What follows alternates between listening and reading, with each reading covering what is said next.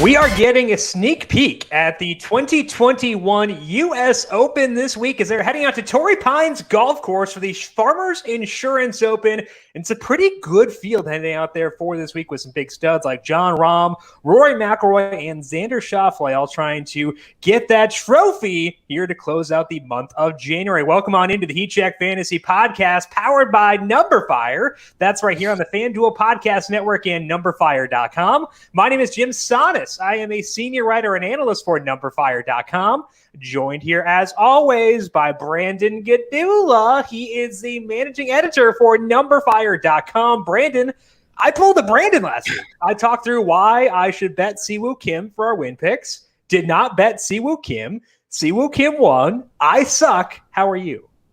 Well, I suck too. My PGA picks last week I just got obliterated. You demolished me in our head-to-head. I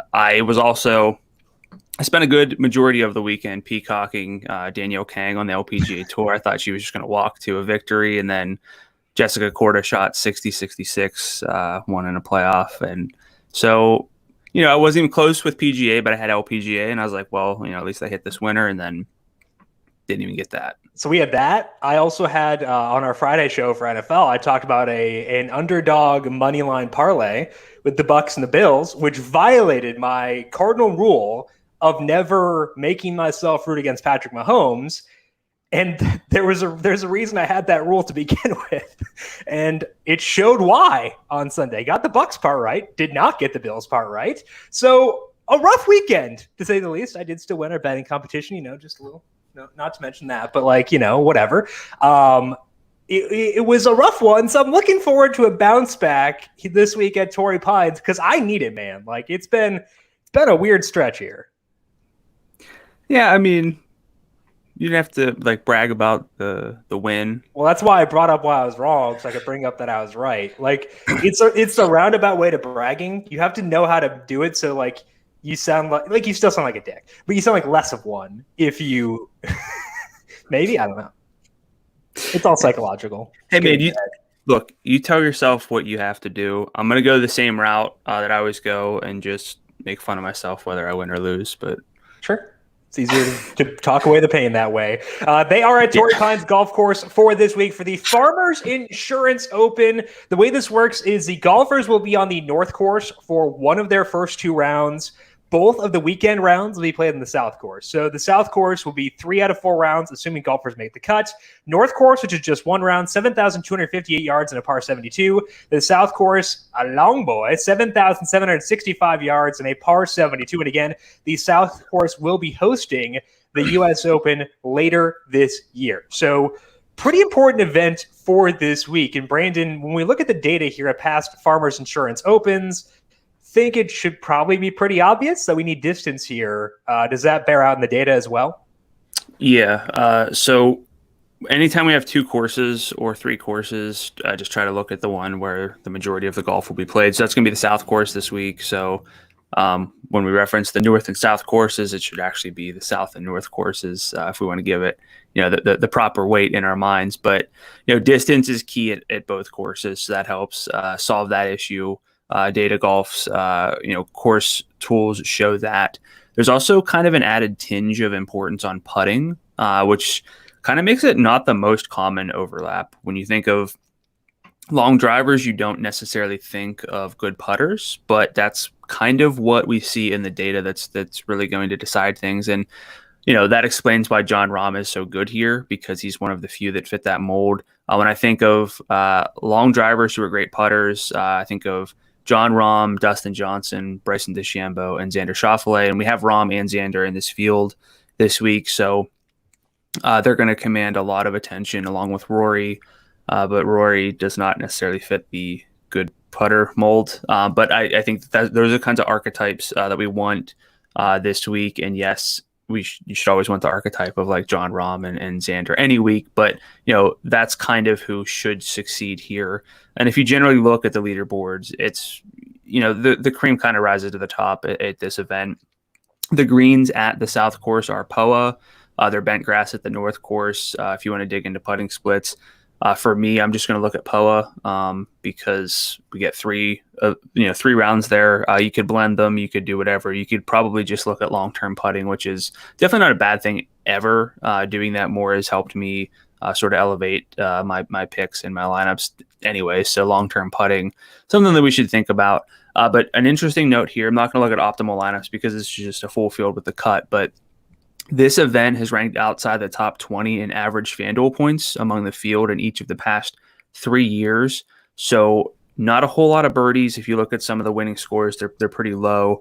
But that means a lot of the fantasy points then, like a disproportionate percentage, is going to come from finishing bonuses as opposed to scoring bonuses.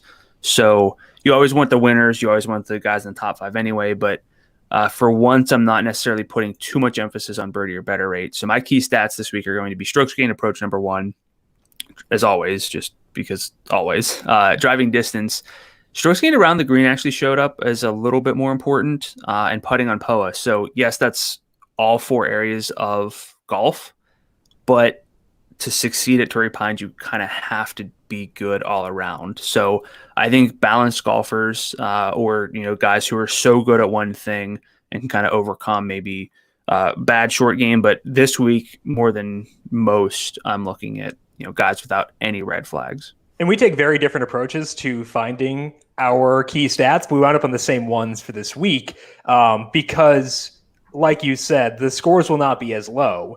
And when that's the case, it partly means you don't need as many birdies, but it also means you need to avoid mistakes because if you blow up on a hole, that can torpedo your entire weekend. So to me, I did have around the green as well because it did pop up as being more important than usual with regards to where golfers finished last year for the full season numbers. Guys who are good around the green did better here than they usually do with regards to the full PGA Tour. So wound up on the same stats this week, and I think that just avoiding golfers with massive red flags will be key. Now, the problem we run into is that there aren't a lot of guys in this field who can avoid a pitfall in any of the 4 areas. So you have to make sacrifices at some point. You have to use some golfers who will have some flaws. I think that what I'm trying to do is trying to find guys who are not outlierishly bad anywhere. I can use golfers who are bad around the green. I don't want to use guys who are abysmal. I think that's kind of where I'm trying to draw the line this week because once you get outside of Rahm, Xander, etc., it's hard to find guys who are perfect or like well-rounded outside of Cameron Tringali, of course. But I just need to find guys who aren't going to torpedo me in any one area, I think. Yeah, and so we're going to talk a lot about the big 3. We're going to throw Rory in there just for the conversation's sake. But value golfers this week are pretty iffy. The field, it's a good field at the top, like a great field in the top 3. It's still good behind that, but then things do drop off a lot. There aren't many value golfers I feel particularly great about. So I think we're going to have a lot of back and forth. Not that we're not on the same page because I don't know what your plan is, but I think there's a lot of back and forth that could happen between, do you play Rahm? Do you try to jam in Xander with Rahm and then just punt because, those 2 guys have so much of the win equity between them, or, Rory, or because the value's pretty bad overall, do you say, I'm not going to get to Rahm or Xander, I'm going to build around like a Sung J M? I like Bubba this week at 10-1 on FanDuel. Do you kind of go balanced so that you're not digging into that range where there's extra red flags? So I think that's going to be the sort of driving factor, the thing that you really need to figure out this week. Yeah, I'd agree with that. And it will be a key part of my player picks later on, trying to navigate that, trying to navigate my way around the lack of value. So that'll be a focal point for us throughout the podcast. Talk about that later on. Also, a quick reminder, Brandon will be live today, 3:30 p.m. Eastern on the FanDuel YouTube, Twitch, Facebook, and Periscope pages, breaking down his win sims, breaking down your questions with regards to DFS and betting. You can go to the FanDuel YouTube, Twitch, Facebook, or Periscope page, 3:30 p.m. Eastern on Tuesday. Get your questions in. Brandon will go through his spreadsheets. He's screen sharing, letting you know his process, why he does or does not like certain golfers. If you have a question about a certain golfer you may like, you can ask him about it live there on the air. So make sure you're subscribed to the FanDuel YouTube, Twitch, Facebook, or Periscope channels and tune in 3:30 p.m. Eastern every Tuesday to get Brandon's Q&A. Also, did you know that sports betting is live in Michigan? To celebrate, FanDuel Sportsbook is giving you the chance to get an even bigger win when you bet the Lakers versus the Pistons game this Thursday. For every 313 fans who bet on the Pistons to cover, FanDuel will move the line 1 point in their favor. There is no limit on how good this line can get. FanDuel won't stop until fans stop betting. Best of all, you can bet today, and FanDuel will cover your bet at whatever the line lands at by tip-off. So if it winds up Pistons plus 56, you bet it when it's plus 27, you still get plus 56. That's the way that works. Pretty sweet. Must be 21 plus and present in Michigan. Must wager in the designated crowdfunding market. Max wager $50. Payout at -110. Gambling problem? Call 1-800-270-7117 for confidential help. Let's take a look at golfers who have done well here at the past at Torrey Pines and at the Farmers Insurance Open. Starting off with Jon Rahm. Brandon, you mentioned that he is a course fit. You mentioned that he has done well at this course. How well has he done at this course? Oh, so well, Jim. Just the best. We can move on then. You've covered all the bases. We're good. Let's talk Finau. Okay, perfect.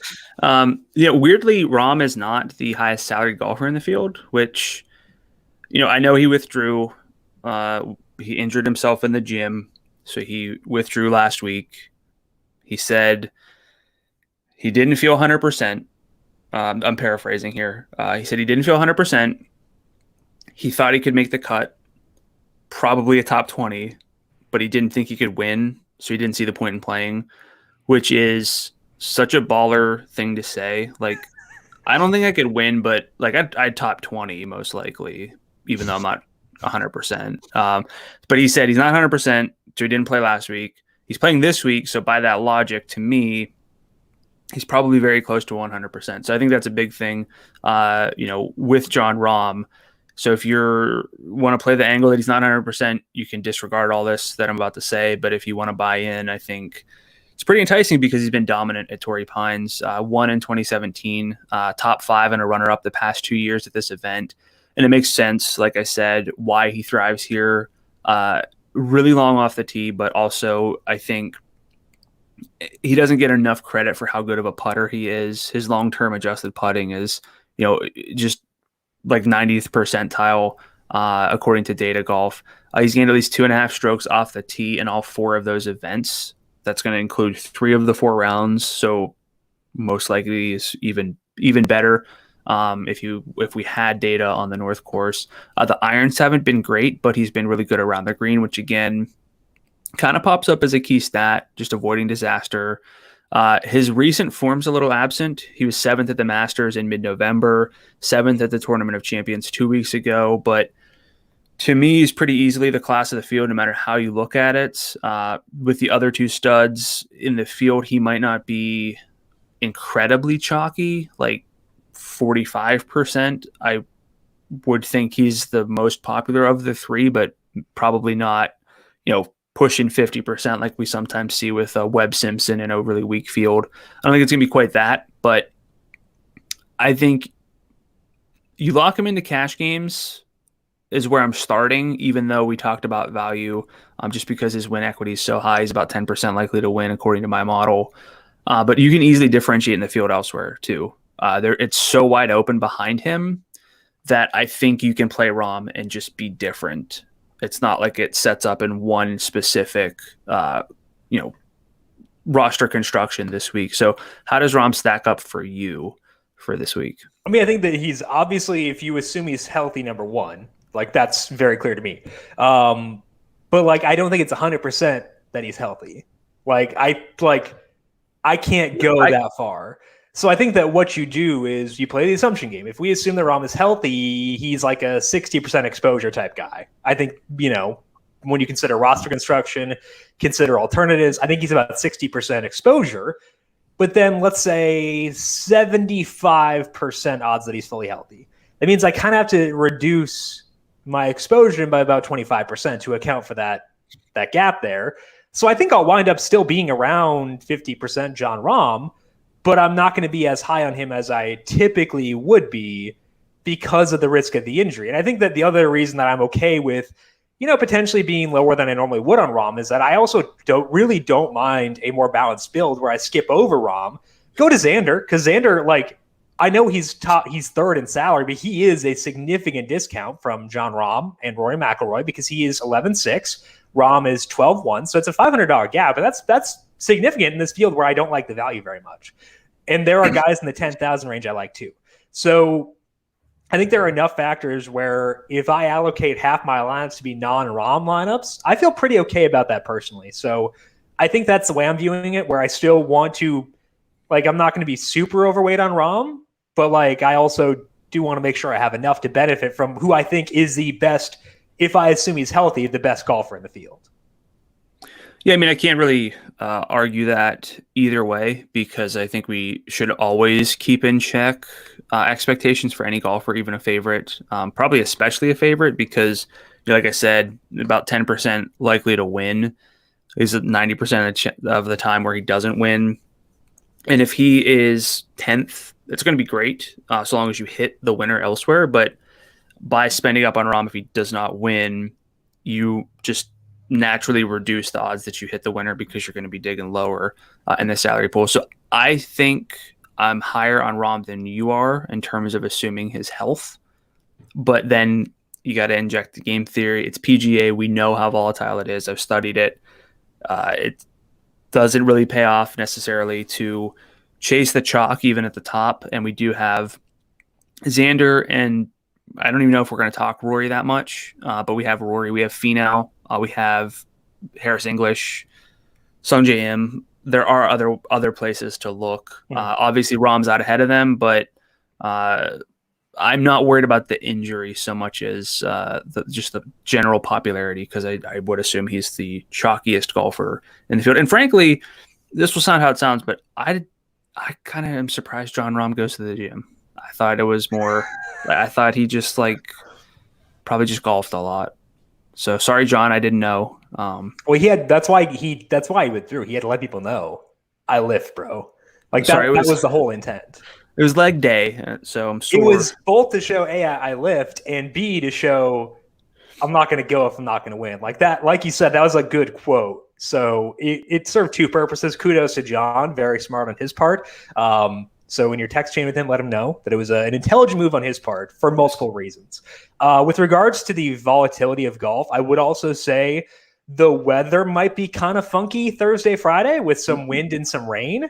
That doesn't mean I'm going to factor in wind splits, et cetera, because it's not going to be too bad on the weekend, but it does increase the volatility of the first two rounds, which decreases the cut odds for the top end guys. So I don't want to point to one specific thing, but Justin Thomas last year at the Sony, same thing. Big favorite, a lot of wind, et cetera. That's a factor. I haven't studied this, but I would think a 2-course setup increases variance. Probably. Just based on how, especially if weather is somewhat of a factor, some guys might get it worse. Not necessarily from a wave standpoint specifically, but one course could play one way. I mean, it's not going to be drastically different, but it's something to think about. And I'm leaning more and more toward a Xander plus balanced as my go-to, even though I think Jon Rahm you can lock him into a cash game if you wanted. I'm going to blame the increased volatility from a 2-course setup on why Sam Burns missed the cut last week. So there you go. There we go. Let's start with Tony Finau because it's a distance course, which would seem to fit his style well. And it makes sense that he has done well here in the past. Finau has been to the Farmers 5 times previously. He has never finished outside the top 25. That includes 3 top 10 finishes. All of those have come in the past 4 years. His 6th place finish last year was a little bit weird because he gained 4.3 strokes putting there. He gained 2.4 in 2018. So there are elements of Finau's good finishes that are not Tony Finau-ish. So, you don't expect that to stick. But he is a course fit. He's actually about neutral as a putter on POA, maybe a bit of an improvement there. So how does Finau grade out for you relative to other studs? Are you passing up Xander, Rory, Rahm to get to him? Or does Finau fit that balanced approach that you may now be more drawn towards? So I like Finau from a process standpoint. He wasn't one of the 2 studs I wrote up on numberFire, but he was one of the other 3 to consider in the top range above 10,000. We talked already about how finishing position is going to drive a significantly higher portion of the fantasy points this week. I love Tony Finau. He's close a lot of the time, but like if I and I don't do this in my model, but if I wanted to, I would reduce his like win percentage, but just because we know how he is when it comes down on Sunday. So I like him from a DFS standpoint, but it's starting to creep into my mind like if you can't win and I need you to win this week for those extra points, it's like such bad process to say that he can't win because he can obviously win. But there's a little bit of that bias with Finau for me because he's not going to be making a ton of birdies. He will make more birdies probably than the field, of course, but it's not going to be enough. So that's kind of the one hang up I have with Finau this week. I don't think it's bad process though. There's a reason that his when you're talking about winning, it's about ceiling.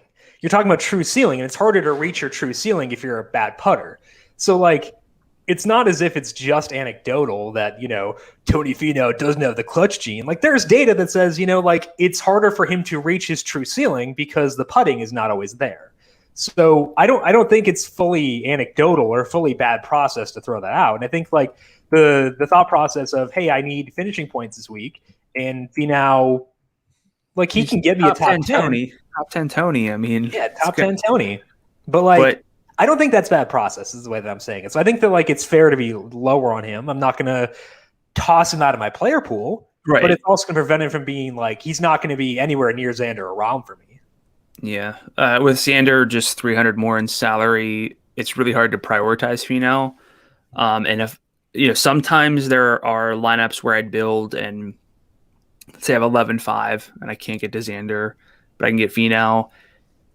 It's not a worthwhile trade-off. I would need to adjust something elsewhere just because I have Xander so much higher across the board. So I like Finau, but I need to caution and I need to stress a lot of the points are going to come from winning this week. So that also that also though, like I said, the cream rises to the top here. It's usually the good golfers are toward the top. So probably actually leads to a more balanced build anyway, if we look at past optimals. And I do think that, the same line of thought can kind of apply to Rory because the putting is not optimal.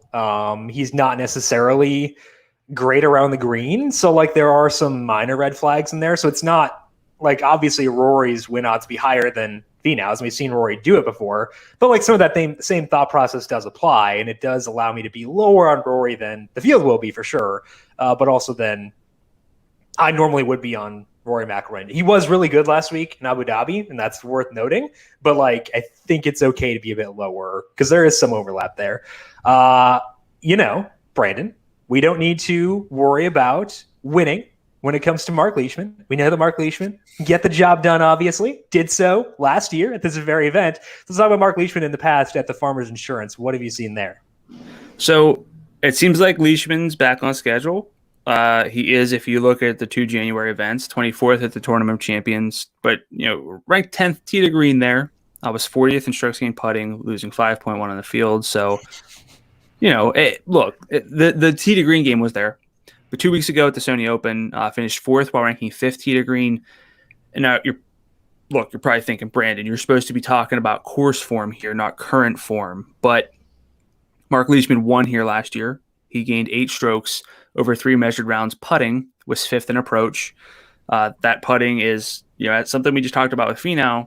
Yeah, putting can be volatile. You can't predict when someone's going to gain 8 strokes over 3 rounds on the greens, but if you can't gain a lot of strokes on the greens, you have to be that much better tee to green, and it becomes really difficult to win. In those circumstances, Leishman's played this event 11 straight years, has 5 top 10 finishes.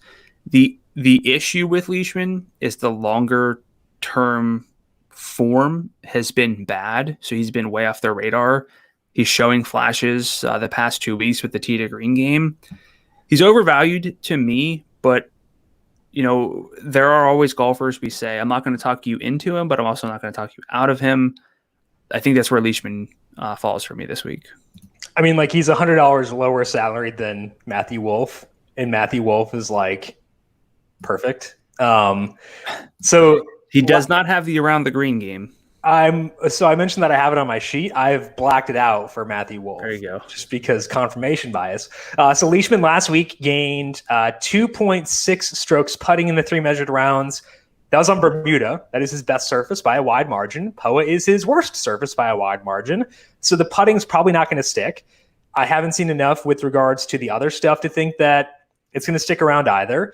The distance, not necessarily there for Leishman, 128th in the field in distance the past 50 rounds. I would be closer to talking someone out of Leishman than talking someone into them if we're going to go by that. If I had to pick one, it would be that. I'd be more inclined to talk someone out just because the long-term form is what I think is most predictive of everything. But look, there are golfers who just fit certain courses. They know courses well. He's played here a ton. Won last year, showing some signs of life. That's the difference. If not for these 2 January events, I'd say you can't really make the case for it. With those 2 January events, it makes some sense.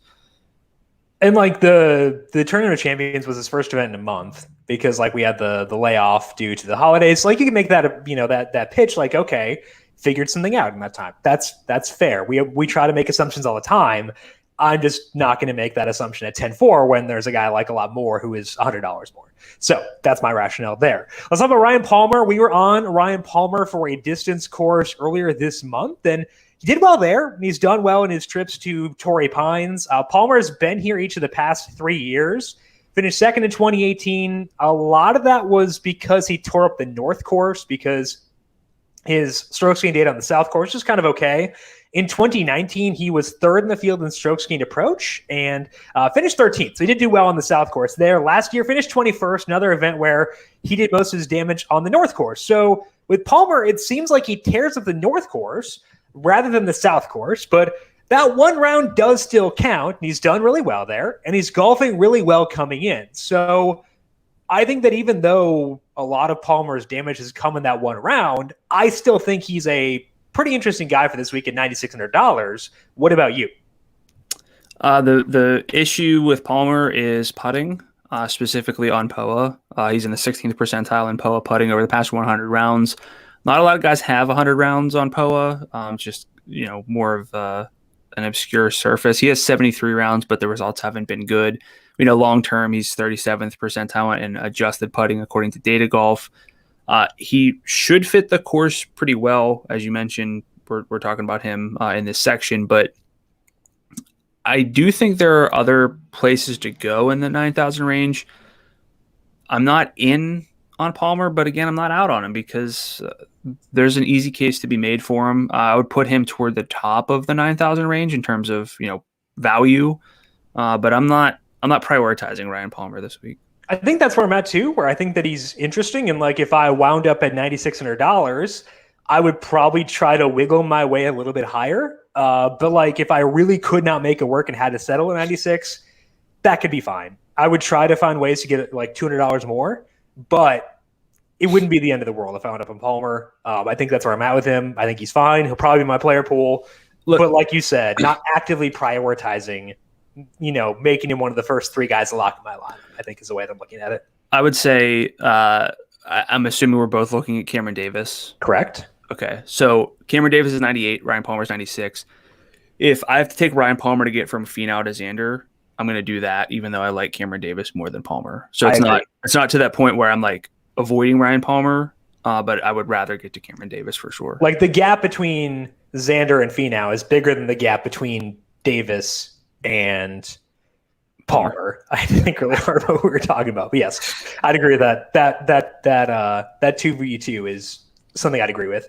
Let's talk here about current form. So I talked about how I talked myself out of Siwoo Kim last week because I was like, yeah, I could go Kim. The putting's bad, though, so I'll go with the good putting and go Sung J M. Now, Sung J M was really, really good first couple of days, had a bad Saturday, bounced back on Sunday, wound up finishing pretty well. So I don't regret picking Sung J M. I'm just sad that I didn't pick Siwoo Kim. Sung J M continued the good play that let us talk about him last week. And now he's 10-7. What are you seeing with Sung J M right now? Yeah, I mean, he was in the mix. I thought he was like, again, I know enough to know that you can't predict you don't know who's going to win after 2 rounds. Learned that the hard way. And without PGA this week, learned it, long time ago. But he was in the mix last week before he went 69-73 on the weekend. Had a double bogey, had a triple bogey on the weekend. So it's tough to overcome that. But that does not mean the current form is bad. You don't look at what he did on Sunday and say he's losing it. That's not how golf works. If anything, it's Buy probably low. one of what's that? Buy low. Yeah, if anything, that's where most of the leverage is probably going to come from. Looking at guys who struggled for like a week or two, or specifically, or if you're putting stock into one round, and not adjusting for like a course, like how different a course might be, what they're playing next week. So I think that there's no reason to be concerned about Sung J M from a current form standpoint. Still finished 12th last week. That gives him 3 top 15 finishes in his past 4 starts. If you include a 14th in Dubai, was 5th at the Tournament of Champions. That stretch I just mentioned cuts out that runner-up at the Masters.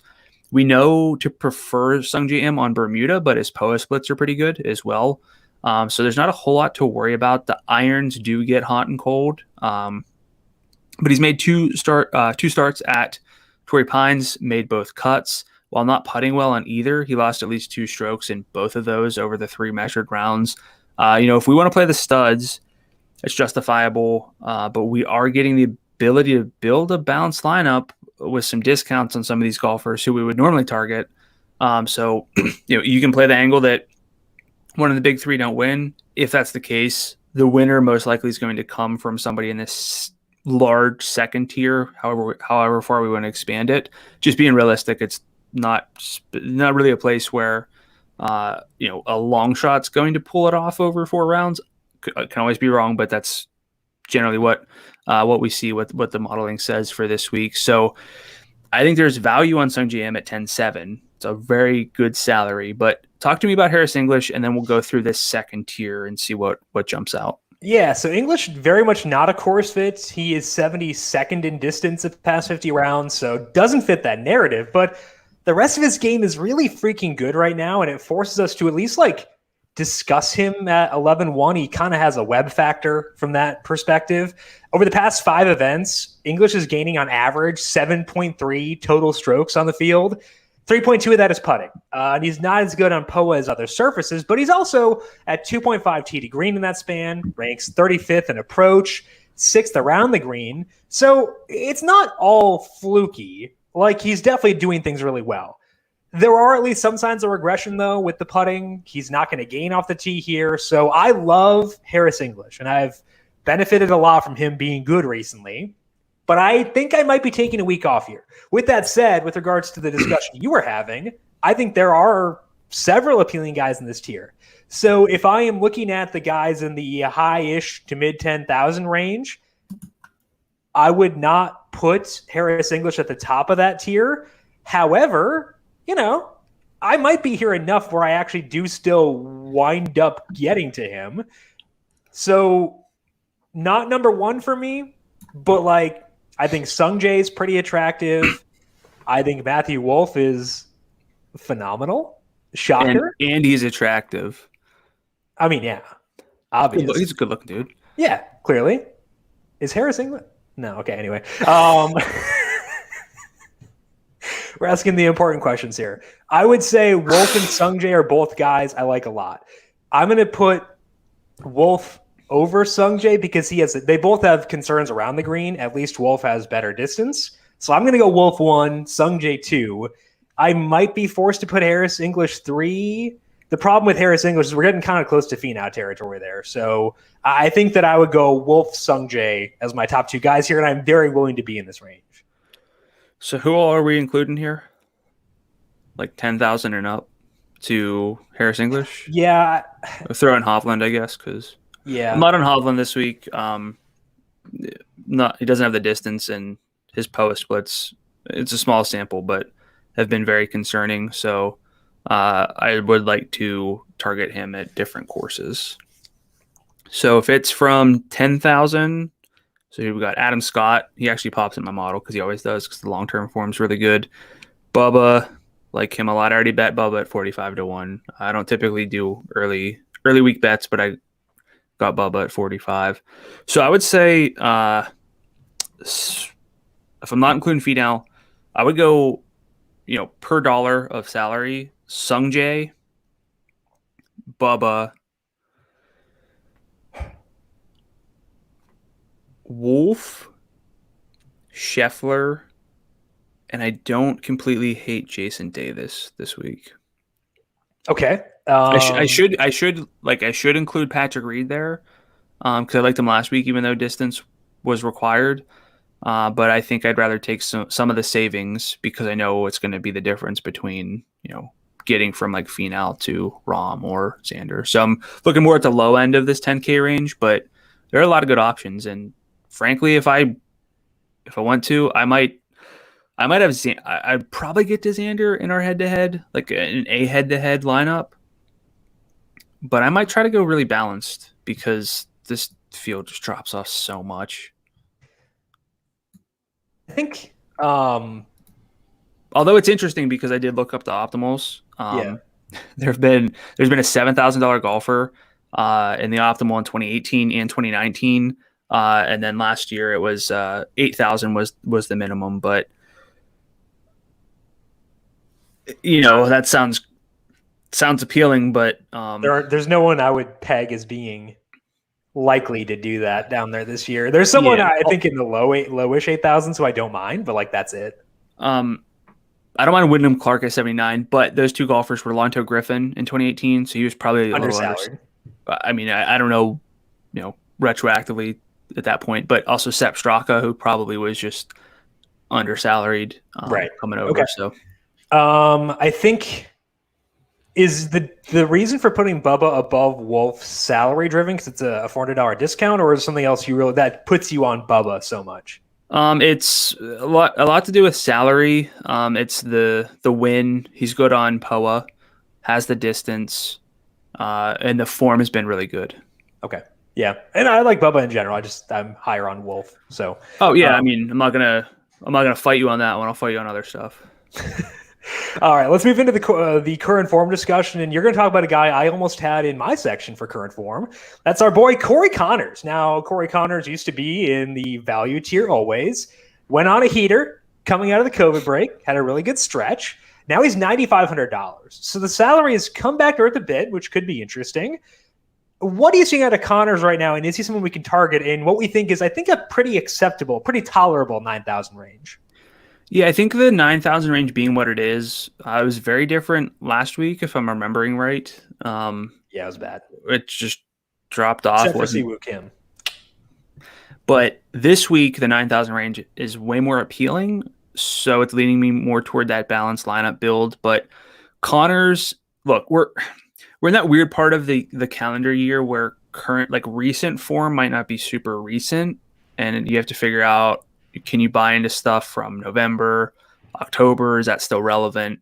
I would say probably, but also, again, looking at long-term form, adjust for that anyway. I would still rather see like a very recent performance just to see some of that rust knocked off. But if you want good results in recent events, Corey Connors has that. He's finished top 25 in 5 straight events since the Zozo in late October. That includes a 10th at the Masters. The only event since November, though, was the 17th at the OHL, the Mayakoba, in early December. So it's been a while, but you cannot argue with the results. He has finished 29th here back in 2018, which is his only start. But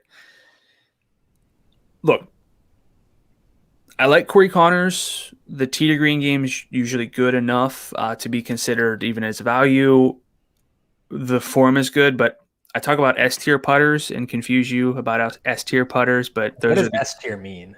It's like it's Japanese, but I think it also applies to like supreme tier. Okay, cool. So it goes like S, A, B, C. Like, I talk about S tier putter sometimes, but Connors is definitely an F tier putter on POA.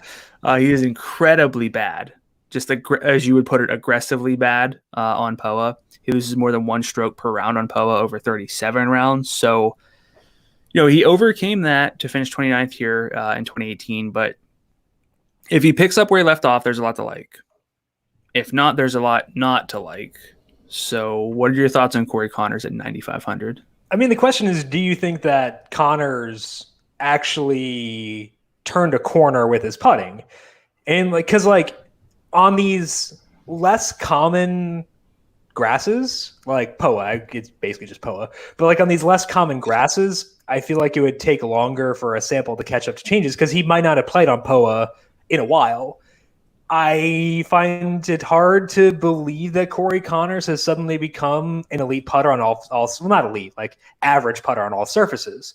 So I think I'm a bit skeptical. Now, with that said, there is a chance he's gotten better. That's possible. So I think that Corey Connors is not someone I'll omit from my player pool, but I can't build around him. It's not that I don't want to, it's I can't build around him given that concern. Yeah. So I could see him being a 20%ish type guy to me, a 20% exposure. I don't think I can go much harder than that because there's a good chance he still sucks at putting, and I don't want to torpedo a bunch of lineups if that's the case. And there are other options here too.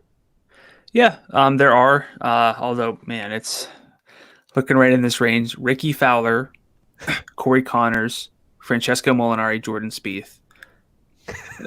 Those 3 names being with Corey Connors is pretty eye-opening. And Gary Woodland's not there. If you said 3 years ago that Corey Connors would be near Jordan Spieth and those guys, wow, Corey Connors is deity level. He did S-tier. He did the thing. Yeah, he became S tier. Yes, exactly. A tier, but yeah, we'll take it though. But yeah, Connors is not someone you can lock in and not worry about because the putting is just so bad and can be so bad. But I think he does kind of do enough to me to stand out here, especially compared to those 3. I'd play Corey Connors over those 3. Oh yeah, for sure. There's at least upside there, which is good. There is not really upside for the others. So I'd agree with Connors, but cap your exposure at a certain point. Let's talk about Billy Horschel because if you look at finishes, if you pull up the FanDuel player page for a golfer, you see their finishes. And for Horschel, they've been pretty good recently. So it's worth talking about him to see if they can stick, but I don't think they will. The 2 big ones for Horschel were the OHL and the Sony. He finished 5th and 7th in those events. So 2 top 10s recently. We don't have any strokes gain data for the OHL, so we can kind of, chalk that up as a good one. But at the Sony, he gained 9 strokes total, but 8 of those came from putting. Horschel has not gained an approach in a measured event since the BMW, which was in August.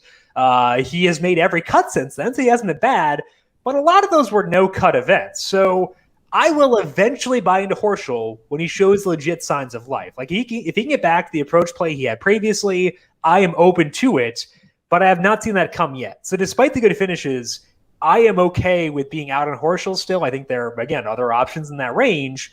Any reason for you to disagree? Are you seeing something I'm not seeing with Horschel here right now? Anytime you don't have strokes gain data, the only stat I like to look at basically is greens and regulation, specifically gained on the field. Fantasy National has that. So at the OHL, gained 5.2, which puts him just eyeballing it top 15. So he probably gained strokes approach, all things considered there. It's not a guarantee, but he's fine. He's fine. There aren't really glaring red flags. The long-term approach numbers are good. He's 49th percentile there, according to Data Golf, since the start of the 2020 season. Good putter, not significantly short. He's about field average there. So it's fine. And I would probably prefer Horschel in a cash game to Corey Connors. In fact, I think I'd feel pretty good in saying that just from the consistency. But again, you need the upside this week of a good finish, and he has that, but he's really got to putt well. What about Horschel versus Ryan Palmer, who we talked about before? Palmer. I agree. Again, I think it's a good tier. I think that the 96 to 98 range is awesome. And Horschel doesn't quite do it for me. So he won't be my player pool this week. But again, I'll be monitoring him. If he starts to show signs, cool, I'll buy in, but not quite there yet. Let's take a look at what the bookmakers are saying here. There is a clear top two at the top of the odds chart. Jon Rahm, the favorite at 7-1 at FanDuel Sportsbook. Rory McIlroy right behind him at plus 750. Xander Schauffele on an island. He's 13-1. Then we get to Tony Finau at 21-1. Harris English and Victor Hovland are both 23-1. Then Hideki Matsuyama, Patrick Reed, Scotty Scheffler, and Sung J M are all 29-1. Brooks Koepka is 31-1. Matthew Wolff is 32. And then Mark Leishman, defending champ, rounds at the top group at 33-1. So let's talk about it here. Let's grind out this discussion. Big gap in the salary and the odds between Rahm and McIlroy. Do you think that gap is justified? And what's your go-to roster construction for this week? Do I think it's justified in the betting odds? What are you asking me? Whatever way you want to take it. Rahm should be a pretty heavy favorite. I have him at. I updated some stuff this morning. I'll update the article I posted for my Sims, but 10.7% to win.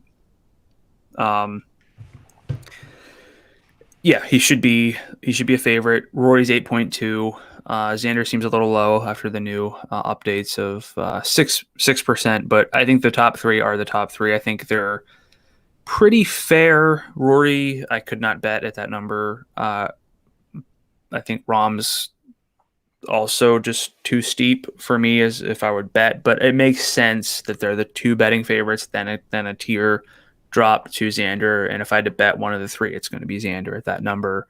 He has the best value on that, but nobody else really stands out, and honestly, behind that, it gets pretty flat. Harris English actually stands out, which is, makes sense because the long-term form is really good, but for roster construction, I'm leaning toward realistically getting one of Rahm or Xander and then trying to hug that 10,000 mark and get as much balance as I can. Yeah, I think that's probably where I'm at. I think because I don't view the gap as between Xander, Rory, and Rahm as being as big as the odds and salaries are, I'm okay jumping over them, especially like in a cash game where I think the balanced approach is more valuable, where I can increase the aggregate cut odds of my lineup by being more balanced. I think that, like, realistically, I'm not going to use Rahm or Rory, especially when you factor in, like, there is a chance that Rahm is not at full health. That further incentivizes me to skip over him in a cash game, start with Xander, and then go balance from there. The other factor is, again, I like that 10,000 range a lot. Like, there were multiple guys I actively want to use in that range. So I do think that, to me, balance is the way to go this week. I don't think that's always the case, but I think here it is, especially because I am pretty disenchanted with the value tier this week. If I can avoid it, I'd like to. I think the 9,000 range is great. 10,000 range is great. If I like both those ranges, I should try to be in there more often. And that means, to me, like I said, 50% for Rahm. If I had to bet an over-under for exposure, I would rather take the under. I think it's more likely I go under that than over that, if I'm thinking realistically right now on Tuesday morning. Yeah, and I mean, just talking about the value, we hardly ever talk about golfers in the 7,000 range. I always feel bad about it because I know what a $7,000 golfer can do. Not specifically 7,000, but like anyone down there in that range. The win equity gets so minuscule, and you need winners this week. This is not really the week to do it. I can always be proven wrong, but I think a balanced lineup is much more appropriate this week than even most weeks. So, and I've been on more balanced lineups for like a year now. So I do think the gap is correct. So I do have those three, above everyone else. So I think we differ there, but we're also just mostly on the same page. And with that, it's not going to be Rahm and Xander for me. With value, it's going to be one of the two, and try to go balance from there. Yeah, I don't think I would get 2 in any lineup personally. I don't think I can do it. Yeah. I think that's where I'm at for this week as well. It's the same thing with NASCAR where like I feel guilty not talking up a golf or a driver who's like $4,500, but like I know the way perfect lineups work, the odds they're in there are minuscule. Yeah. So like my lineups will not have those guys, so I'm not gonna talk about them. Like that's the way it's gonna work. Yeah, I don't want to tell you to use someone I'm not gonna use myself just because I want to talk about someone in the lower south. Like I'm not going to do that. Yeah. Which golfers' odds have moved significantly since things opened yesterday? So you said significantly. Almost everybody. There's been a ton of movement, but the only guys whose odds have shortened that are relevant and not still like 250 to 1 are Billy Horschel from 60 to 46 on FanDuel Sportsbook. No? Shaking your head? Chasing the win. Chasing the finishes, man. And Gary Woodland, 80 to 65. I actually like Woodland this week. I'll talk more about him later. Is it because the Wood Pines matchup between his last name and the course name? Is that what the angle you're going with here? Yeah, that was obvious. Okay, cool. Just want to make sure. You're talking about Woodland in your player picks, right? I believe so, yes. Okay, perfect. Then which lower salaried golfers have odds to stand out to you? Gary Woodland. So if you look at, I usually try to look at 95 to 9,000, see if there's anything egregious there, because sometimes we get golfers in that range, salary range who have good win odds. We have a few who you could say are reasonable. Gary Woodland at 65 to 1, Ricky Fowler, Corey Connors at 75 to 1, Sam Burns, Jordan Spieth, Francesco Molinari 80 to 1, Carlos Ortiz 90 to 1, and Taylor Gooch 100 to 1. I do like Gary Woodland. Like I said, I'll talk more about him in a second. Corey Connors were both in on, not fully in on. In-ish, sure. And then Carlos Ortiz, Taylor Gooch at 9,200 each. I think they work. But then nobody at or below 9,000 on FanDuel has win odds better than 130 to 1. So we've been saying it. Yeah, I want to talk about like Wyndham Clark. He's probably most likely not going to be relevant. He's most likely going to destroy your lineup, even if it looks great at the top. That's how PGA DFS generally works. And yes, if someone in the 7,000 range hits, you have a great path to a big lineup, but I know the odds of that happening. I simulated this stuff out. It's very low, and you still then have to hit. You can play Wyndham Clark and get to Jon Rahm, and if Jon Rahm withdraws or misses the cut because he's hurt, a balanced lineup is the right play this week. So you're saying he's more Cut-Dum Clark than Wyndham Clark, huh? Is that what you're going with? I don't even understand what that means. His name is Wyndham. He's not going to win. He's more likely to miss the cut. So Cut-Dum Clark. Genius. Brilliant. Love it. The crowd's going wild. Everyone has turned this podcast off. So let's talk about weather. Reminder, tee times here will be pretty even because they have the staggered courses. So it's not going to be dudes seeing off 16 hours after, that's an exaggeration, after the first wave. But it is worth noting that the wind will increase as the day goes along on Thursday. Winds will get above 10 miles per hour around 1 p.m. local time. They'll finish around 12 miles per hour.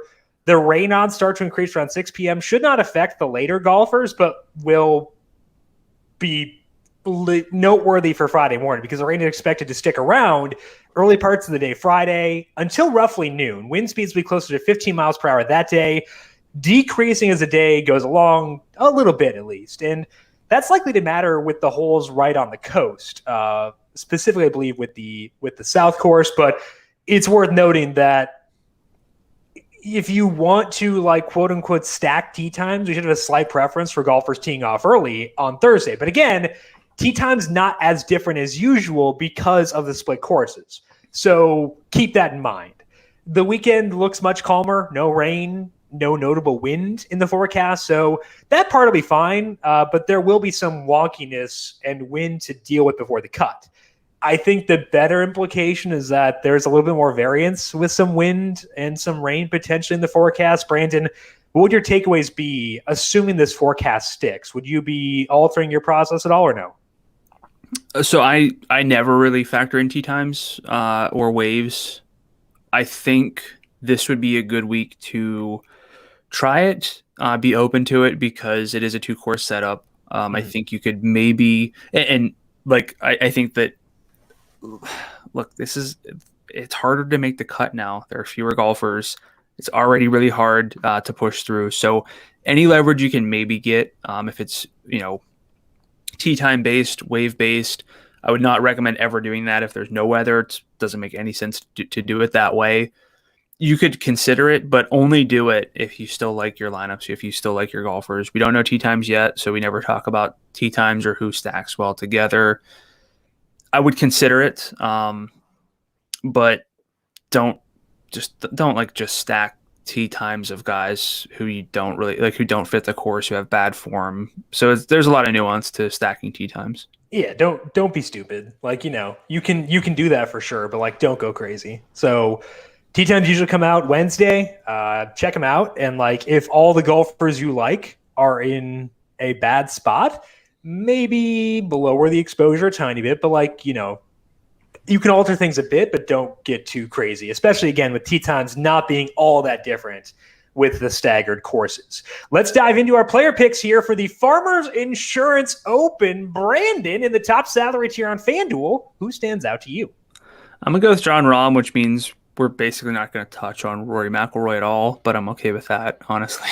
Yeah. He withdrew last week after he sustained an injury in the gym, but his reasoning for withdrawing, as I mentioned already, he said he wasn't 100%. If he's playing now, I would assume that means he feels very close to 100%. He said he didn't think he could win last week. I would assume that means he thinks he can win this week, which is something he's done at Torrey Pines, which is basically Jon Rahm's course. Won in 2017, top 5 the past 2 years.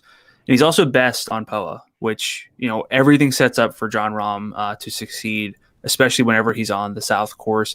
He rates out in the 90th percentile in strokes gained putting on POA.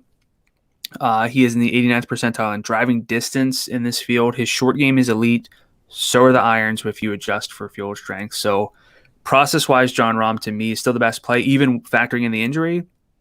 But I think for you, it's going to be my boy, Xander. Yeah, if I have one lineup, Xander is more likely to be in it than Rahm. So same for me, but it's more salary based than process. Sure, that makes sense. So Rahm's hurt. Fine. Still factoring that in. He is. Rory's form shaky before his third place finish in Abu Dhabi last week, and again, not great around the green, not a great putter. So I kind of think that Xander at this discounted salary is at the top of my list. As always, he's just a well-rounded golfer, 33rd in distance, 41st in approach, 23rd in POA putting. Rahm is the only other guy among the top 5 who's even in the top 65 in POA putting. So like that's noteworthy. Xander has 4 top 5s in his past 6 events, getting really good results backed up by good stats. He'll probably get dinged for bad course history here. We didn't talk about it, but like he's missed, I think, 4 out of 5 cuts at this course, but he's a local dude, probably motivated to get back on track if we're going to go with that narrative. I don't really care too much about those cuts personally. I think that he's a good golfer who fits this course well. So the data says he should be good here. I'll buy more into that over the missed cuts. So doesn't really bother me too much that Xander's history here. I think it's worth noting because it's not like we're glossing over it, but it's not enough to push me off. Would you agree? Yeah, and the tougher this plays too, the better it is for Xander. He's been vocal that he prefers this to a birdie fest. So it should set up. The missed cuts are concerning, but not enough to disregard everything else that points to liking Xander a lot this week. I would agree. Who else do you like in this upper range? I'm going to stick with Sungjae Im at 10-7. I think that's a really good number for Sungjae, especially if people kind of bounce out because of how he played the weekend, which I don't think is predictive even a little bit of what to expect over the next 4 rounds from him. It's all about the longer term sample. We're kind of always fans of Sungjae. I bounced out. I won't say you did when his iron struggled a bit, but he's trending back up. Really easy to like the profile overall. Just an elite ball striker. He has enough length to contend here. Made 2 cuts and 2 tries while not putting well at either of those. It's going to be scary to fade the top 3, but I think if it gets you that balanced lineup, building around, that could include Tony Finau. I would really try my hardest to get to Xander instead of Finau, but Xander and Finau can also be probably played in the same lineup because the 9,000 range is appealing. But Sung Jae should do well here. Yeah, I think that Sungjae's a rock solid play. I'd agree. I have him slightly below Matthew Wolff, though. Wolff, my second high salary play. He was flirting with a missed cut last week. I was tilting to you on Slack about him. Matthew Wolff, but he made it. That helped, and it's not going to scare me off because even with the inconsistent play, he still gained 3.2 strokes and approach there. Just got erased with a short game. Shocker with Matthew Wolff, but he also didn't do all that well with the driver, and that's not what you would expect to continue here. He ranks 14th in distance, leads the field in approach the past 50 rounds. His sample on POA is super small, but I think it's 16 rounds, but it's been good for what it's worth. It's better than being bad in the small sample, and he's generally a plus putter. So I'm willing to buy into that sample for Wolff. So I'm going to go back here. I hope the driver gets back on track. I think he's just a good process play. So I like Matthew Wolff a lot. You're putting him behind Sungjae and Bubba and then third in this tier, correct? I think that's what I said. That's probably where it would be. Scheffler's in the mix too, but he apparently changed his equipment. Yeah. Does that worry you with him? Well, Justin Rose once changed his equipment to Hanma, and I said to fade him, and he went out and won. I don't know. So I mean, I think it's hard because I think it's just mostly anecdotal. I don't have data on it, so I don't want to say that it's right. Predictive. And I think that these guys only change their equipment when they feel like it improves their game. Scheffler's irons were pretty bad before last, so it makes sense he would change. Yeah, and same with Ricky. All graphite shafts now. He's going for anything. Scheffler's throwing stuff at a wall and seeing what sticks. I think Scheffler is trying to fine tune some stuff because he's long term he's been good. So yeah, exactly. And it's not like the struggles with the irons have been super long. Like it's not like this is a consistent thing. Just tinkering. So still in play, but it does lower me. It makes him less of a priority, especially because he has other holes in his game too. Let's move to the mid range. Who stands out to you there? We go with Bubba at 10-1. I know he's 10-1, not 10,000 or below, but it's our podcast. So, and I already bet Bubba. I don't generally bet early on in the week, but I just like the number. I like the fit. He's a pretty solid POA putter, 64th percentile over the past 100 rounds. It's his only positive putting surface. He's certainly long enough. We all know that about Bubba, and he has a history here. He has a big gap in his starts at this event, but he has a win in 2014, finished 20th last year. Just lots of good finishes lately. Elite iron play, elite driving. Again, the POA putting should be there. So I like that. I would go so far as to say Bubba is going to be pretty much locked into a cash game at that salary. Yeah, Bubba, the data fits. The POA splits, like you said, very good. So I think it makes sense. I do like the guys right below him. So we were talking about before, do you wiggle around? If we go with the Xander versus Finau discussion, I'd rather go Cameron Davis and Xander over Finau and Watson.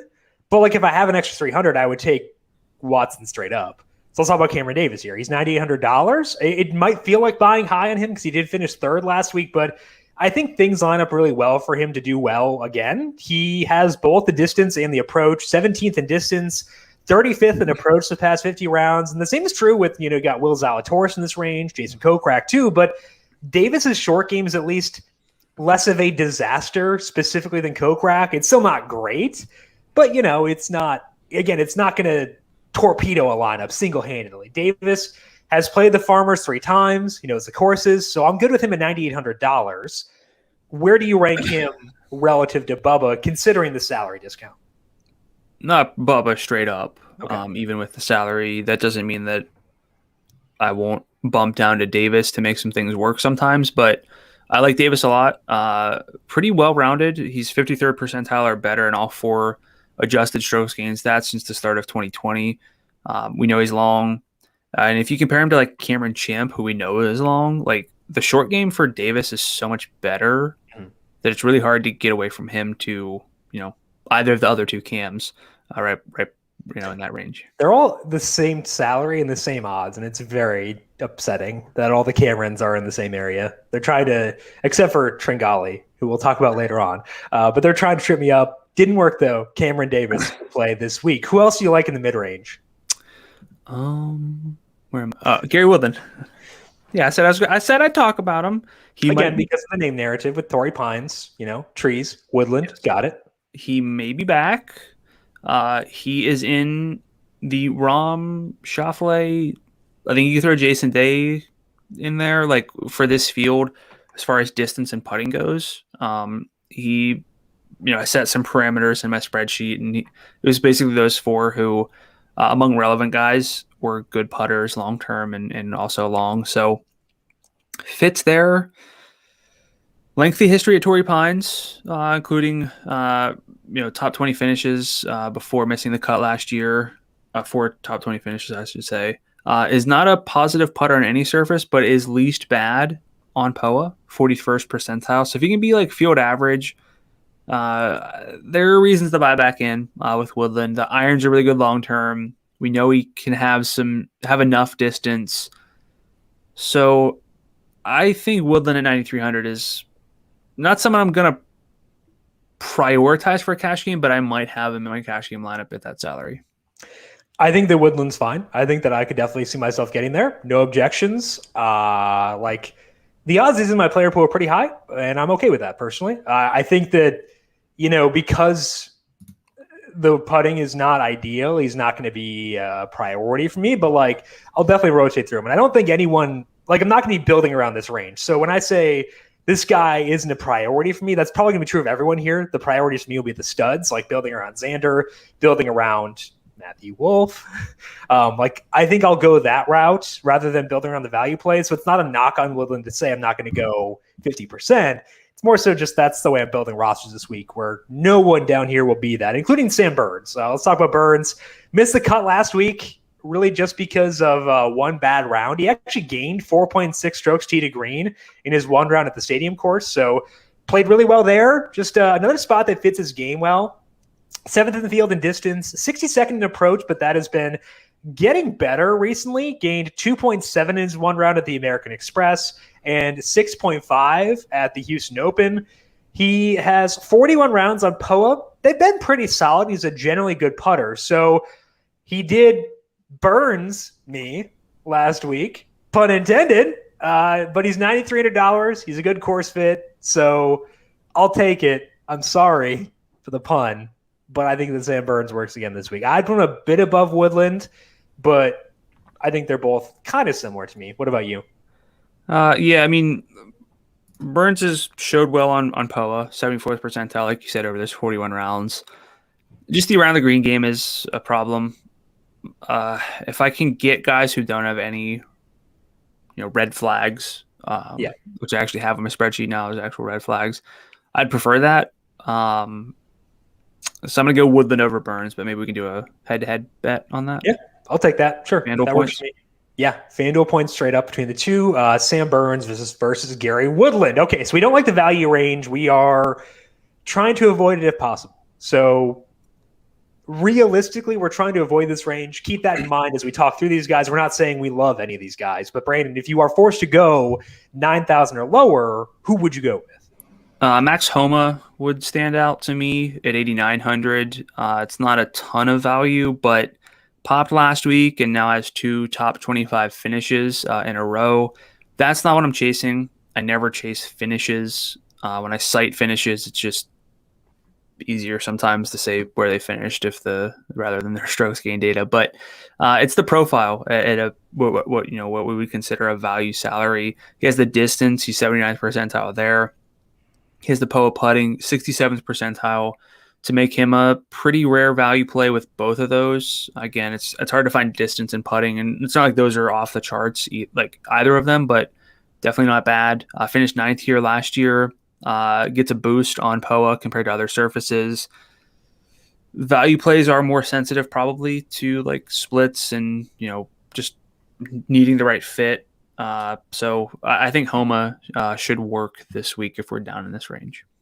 Yeah, I think that Homa could work for sure. Definitely okay with that, and okay with him in general. So I could get on board with Homa. Preferred for me would be Lonto Griffin, another guy who missed the cut last week, but worth checking out for the bounce back. The approach game for Lonto is elite. That's why he tends to be a guy we talk about a decent amount here on the Heat Check. He ranks 7th in that department the past 50 rounds. Pretty acceptable from a distance perspective.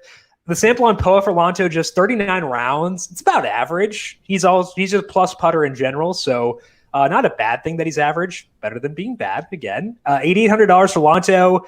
Seems to be someone we should trust, despite the rough outing last week. Brandon, you are more the Lonto guy than me. Is he on your list this week?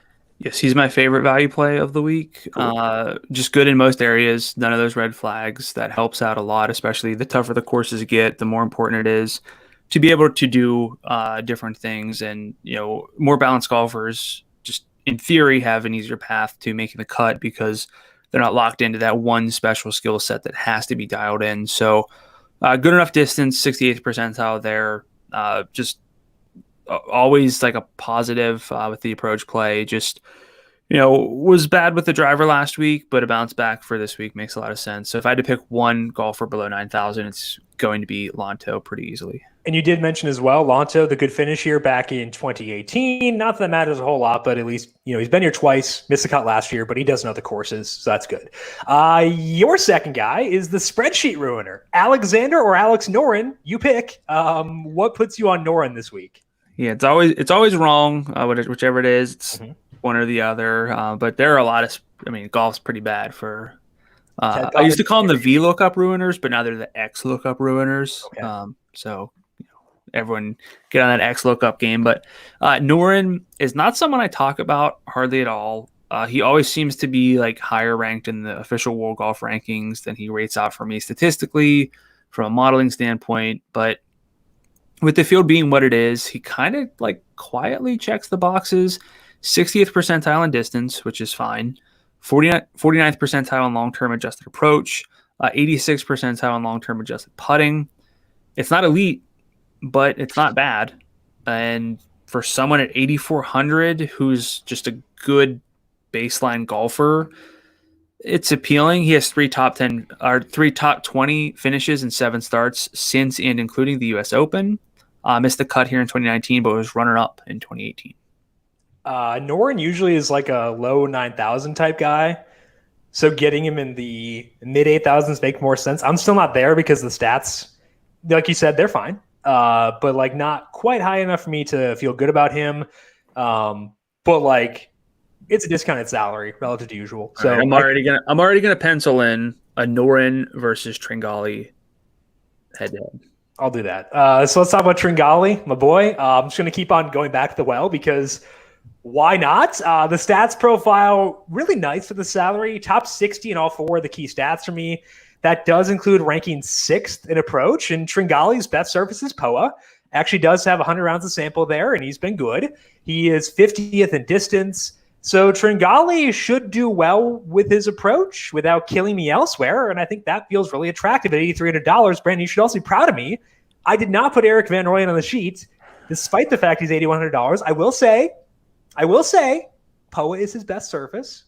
It's not a huge sample, obviously, because he barely plays in the PGA Tour, and there's not a lot of POA surfaces. So there haven't been a lot of chances for him to kill himself on POA, but just putting it out there.